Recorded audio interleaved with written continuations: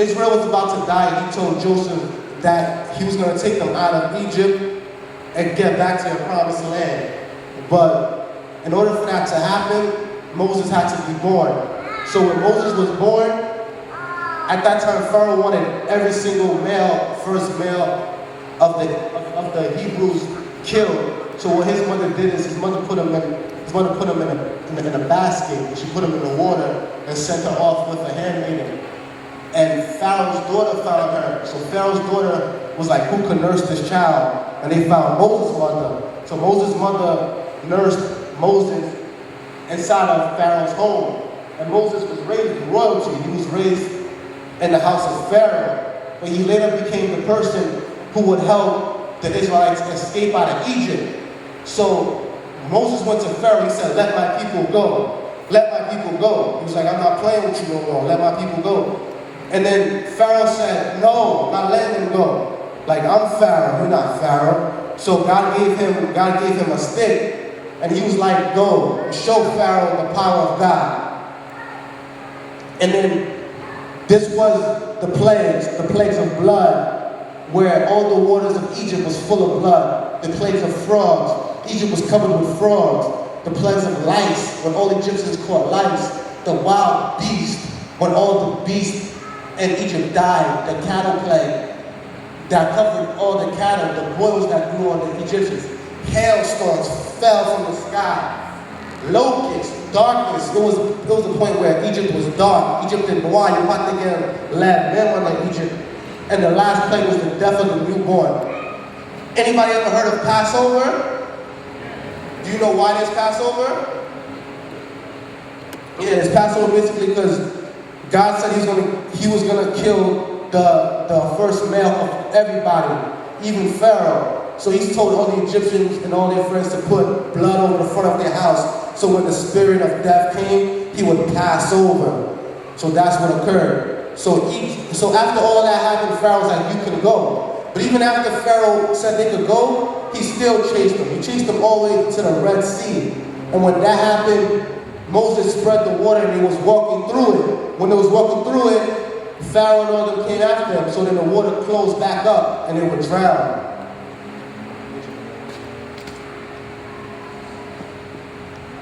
Okay, this is the 12 tribes of Levi. Like I said, you don't have to agree with none of this.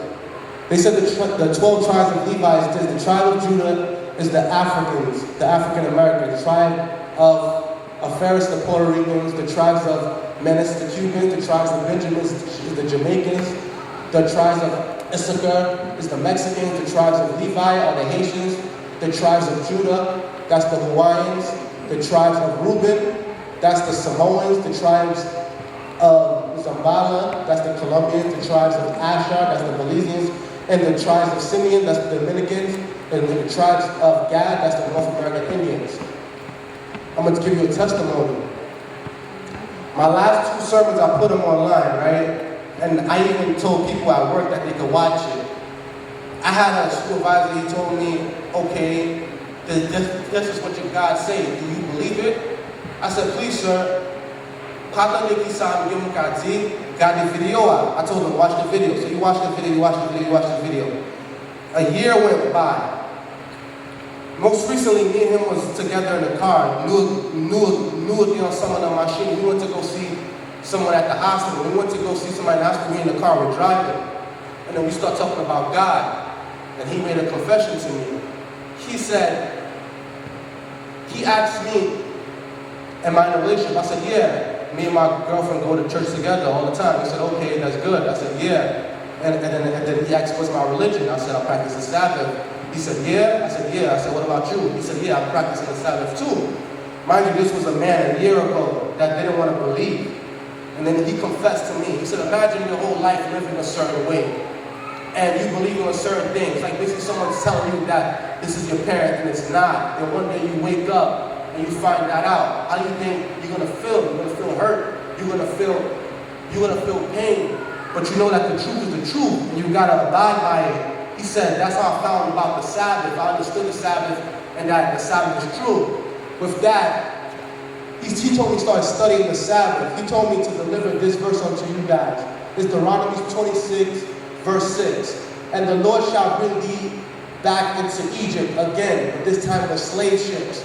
By the way, therefore I speak unto thee, thou shalt see it no more again. And there ye shall be sold unto your enemies for bondsmen and bondswomen, and no one shall buy you back. There's only one race of people that was brought into slavery by ships recently. Who can we say? All of us. All of us in the West Indies, all of us blacks, who was placed on slave ships and brought into the Americas on the slave ship. And it's prophesied in the Bible. After we exit Egypt, we did not obey by God's laws. We went about doing whatever we did. And it happened multiple times. It happened the first time right after Moses brought us out of Egypt. What happened? He left for a bit, he came back, he saw the people dancing around the golden calves. He got mad, he broke the tablets. He asked Aaron, what happened? Aaron said, I don't know. He burned the calf. He went back up into the mountains to speak to God. His face burned to the point that everybody who saw him, they couldn't even look at him in the face. They was like, ugh, what is that? He had to wear a shroud over his head. He came back and re-delivered the 10 Commandments to us. He re-delivered them again. But look at the world now. We fell back into sin. We lost our identity. We forgot who we are. It's like we're walking around blind. It's prophesied that we will be returned back into bondage. We will be placed on ships, brought to a place where we don't know where we at.